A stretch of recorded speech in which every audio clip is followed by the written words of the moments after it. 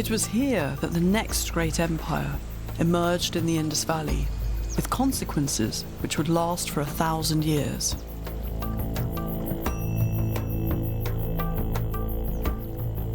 This is the place in 326 BC where that Macedonian megalomaniac Alexander the Great crossed the river as he attempted to conquer India. He arrived with no language, no maps, and in fact Alexander was so lost that he thought he had arrived at a distant source of the Nile after having seen crocodiles in the Indus. He was simply driven by a testosterone-fueled obsession to outdo the legendary Darius of Persia and find this fabled land to the east, which was known only by rumour.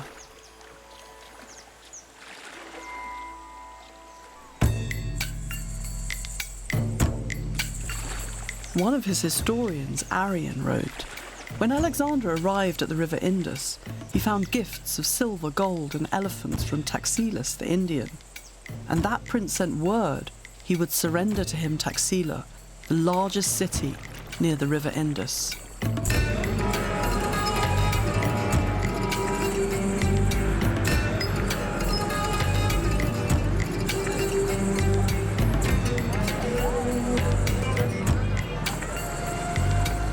This is the ancient city of Taxila, a thriving cosmopolitan centre, the Paris or Mumbai of its time, with a complete cacophony of languages, customs and influences.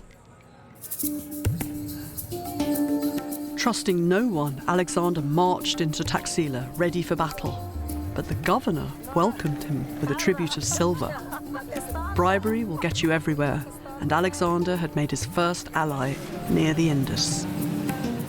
Everything the Greeks encountered was new, fresh and exotic. The markets held spices and foodstuffs unrecognisable to them. And here in this market, Alexander and his men came across the naked holy men, the Buddhist monks.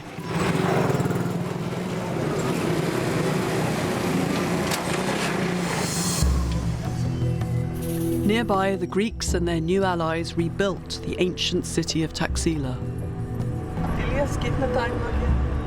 But this was to be like no other city that India had ever seen before. Today, that city is known as Siacup. It's actually vast, spread over a really big area. There is a main boulevard, the high street. There were shops and houses, and the city was planned very much like a Hellenistic city would have been. Many of the walls are still standing, and the whole place is neatly ordered. And this was a really thriving metropolis. There were Zoroastrians, Buddhists, Jains, Hindus. It was a real mix, a buzzing place. Alexander's arrival here was just the start of a long relationship between India and Greek culture, which went on for several hundred years.